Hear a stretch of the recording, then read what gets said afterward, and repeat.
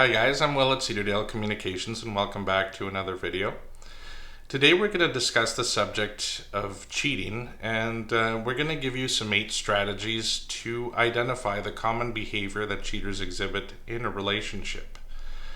It's important for you to realize that if you've come to this video and you have some instincts kicking in that there's something going on, a lot of times that's your best alarm system. There's something in you notifying, there's something wrong in a relationship and you want to dig further.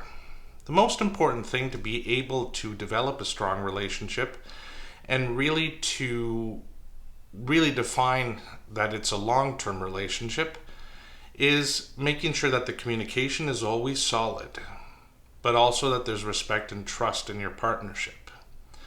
Cheating is the ultimate violation of these things, and personally, I'm not one who will continue a relationship with a cheater. Of course, there was always this emotional attachment, but at the end of the day, the most important thing is to be able to forgive and move on.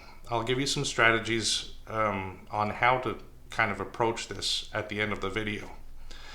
So, what's the first thing that comes to mind? What's the first major change? I would say it's a change in communication. Usually in a relationship, you're able to communicate effectively and clearly, respectfully. And when there's something wrong, you're able to connect at that emotional level to be able to share the most important information or when things are just not going right for you. Now, if you've noticed that there's been a change in the relationship, that all of a sudden there's much more, I guess you could say, they ignore what you say, and they often change subjects in order to be able to avoid tackling an uncomfortable topic with you. You may find that they tend to storm off without saying a word, or they come up with reasons why they just can't talk right now. They might refuse to answer questions you may have, and they might be making excuses rather than helping you resolve an issue or any doubts you may have. Their body language may take on something more dismissive. There may be some eye rolling, there may be a lot of stalling, procrastinating to avoid just talking altogether. The second thing you should really keep in mind is changes in appearance and hobbies. Now, you know what the standard is of how your partner dresses, your spouse looks, how they groom. Maybe they're taking more time, they're putting in more effort, they're buying new clothes, they're doing a whole kind of, rehaul of who they are. And they're dressing nicer, they have sudden new interests in their appearance. They may pick up a new hobby of some sort where all of a sudden now they're gone for hours. Now, don't get me wrong, this is always positive to be able to take on new things, to try out new things in life, and even to kind of spruce up. But when you start digging is when you start having the issues, when you start kind of probing and asking, and especially when you take on a hobby, it's something you really like.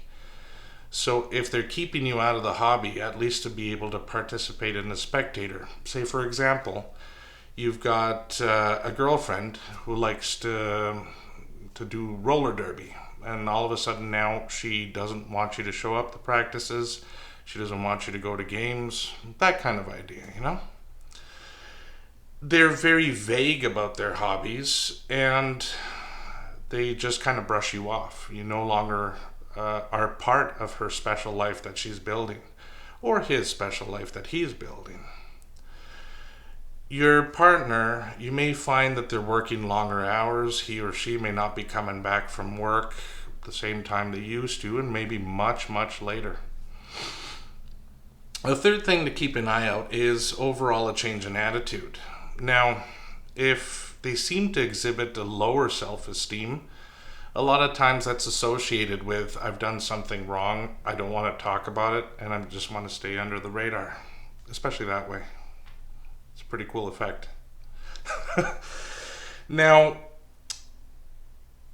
you might look at your spouse all of a sudden has more of a sense of danger, is more of a thrill seeker, and they used to be a much different way. Or maybe it's the entire opposite. They used to be a thrill seeker, and all of a sudden now they're a little bit more cautious. But at the same time, they just don't communicate with you what they're actually doing or why they're feeling that way.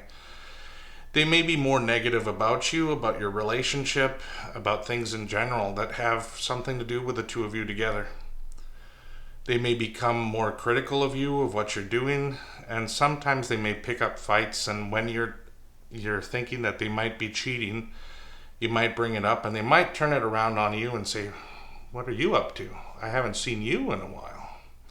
That kind of stuff speaks a lot of speaks volumes to the health of your relationship. Maybe your spouse is getting much more defensive, especially when you mention the notion of infidelity or something going on.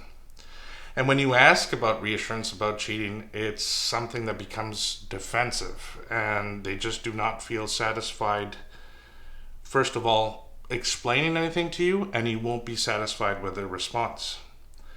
The fourth common element we find is lying and avoidance. You might feel that you're avoided more often. They don't want to go to places with you. They don't want to make plans with you anymore. And your partner has been lying about a variety of things that you can actually catch them on. Your spouse, their friends may seem more anxious, more reserved around you. Your partner may seem much more secretive, and secrets are never a good thing for a relationship. You have to be able to be open, and they may be accusing you of cheating. They may be thinking, no, maybe you're just not satisfied with us anymore. Kind of looking for something to give themselves a bit of a boost, a bit more validation. The fifth thing to look at is indifference. Indifference is huge. You may notice it, that all of a sudden your spouse is no longer interested in their job, is bored with you, with the children, with the home life, with their hobbies, with life in general. Nothing is satisfying anymore. It usually comes from a sense of guilt. Your spouse may have become lazy. Your partner may be taking long naps throughout the day, sleeping really badly at night. And especially around the house, you'll notice it. It's just, there's no more kind of, looking to make special occasions together, looking to enjoy every moment. There's that dynamic that's gone, the spark, the energy that made you build the relationship. You may notice that your spouse has lost interest in family things, family events such as birthdays, holidays, planning vacations. Everything seems to be an issue. When before they were just kind of like, yeah, let's go, let's do it. You may notice as well changes in your sex life. That's a humongous one. One of the biggest gifts we can give each other as partners is intimacy. When there's no more time and no more interest in the intimacy, the health in your relationship is pretty much over. It's gone. Maybe there are a lot of new things that are introduced that your partner really likes and thinks you might like. There's a lot more kind of experimentation without really voicing that there is anything wrong or anything lacking in your relationship. In order to be able to have that connection, you do have a healthy chat with your partner and say, let's try this out, I want to, you have a conversation. But a lot of times that's your major connection as a couple.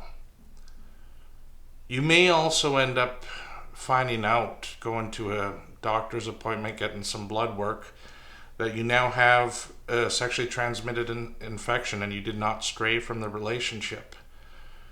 These things do happen, and they don't just happen out of nowhere. It's not like a holy conception or anything like that.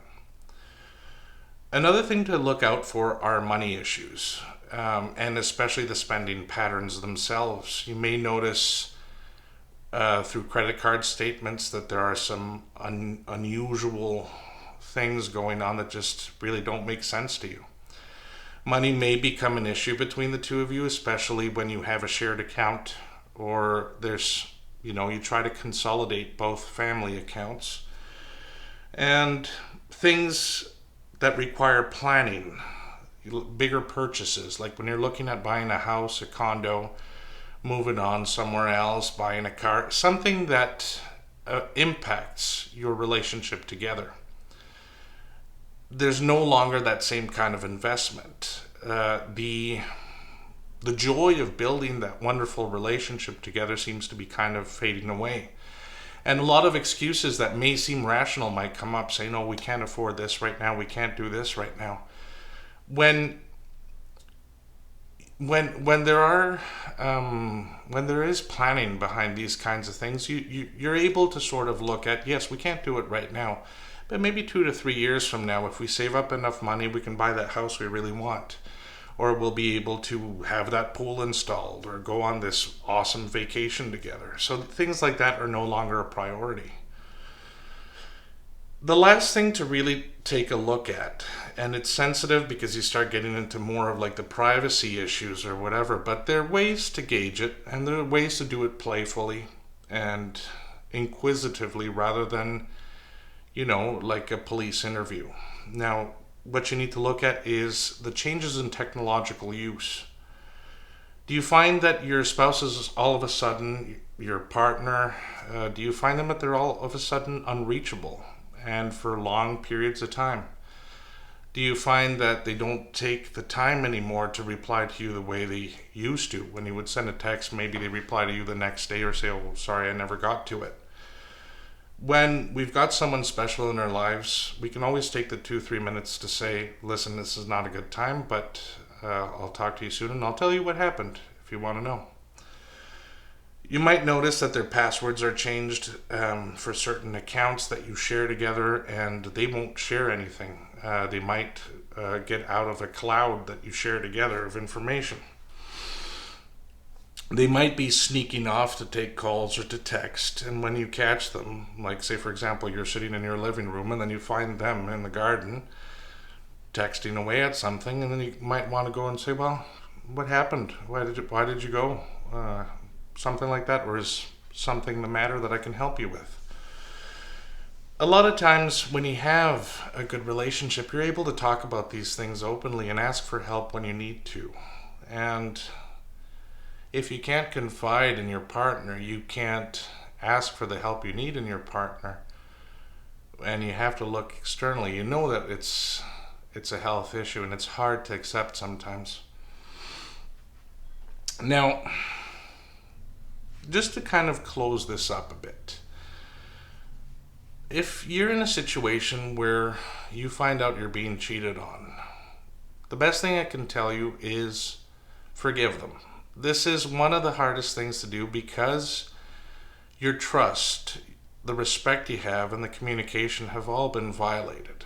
And you need to realize a lot of times when things like this have happened, it's not necessarily your fault. Yes, you could have encouraged them to kind of break away emotionally from the relationship, and if you didn't, you didn't. But when things start to go south, you have to be able to come and talk to each other before someone gets hurt. Some people, I mean, we're all human. When some people cheat, they will feel really bad about doing that to you. Some of them will realize you did not deserve it because you're a great person. And there's a sense of guilt of how do I repair this now? I strongly believe that if you're able to do this to someone, there may be the conditions that happen that it will happen again. And it's not necessarily because of a person's lack of morals that they'll do it again. It's because life on its own can often have patterns that repeat themselves. And when they repeat themselves, the comfort is there. The recall is there to say, "Oh, last time this is what happened, so this is what's going to happen again." You have to be very strong emotionally, very strong psychologically to be able to move on as well. If you're willing to reinvest in that relationship, are you willing to forgive? And are you willing to try to move on, to seek counseling, to seek some sort of support? And most of the time, when things start to get tough in a relationship, you might want to recall this and say, "Well, you're the one who cheated. You're the one who did this." So, most importantly, be kind to yourself. Remind yourself what you're worth. Have a set of standards and repeat those standards to yourself. When you choose to respect yourself, you're inviting others to do the same. And remember that life is always a negotiation. It's not terms that are put onto you by someone else. You also have your terms that you're able to voice. And when they're not accepted, you're strong enough to say, this does not serve me, and you got to walk away. There's no shame in that. And there's no shame in forgiveness. So if you found this information helpful, please do drop us a comment. Feel free to follow us, and feel free to drop us a like as well at any time. If you would like to get in touch with me personally, you can do so at info@Cedardale Communications, and we can have a chat and see what we can do for you. Now, that's it for me for now, and looking forward to seeing you again on a future video. Take care, everyone.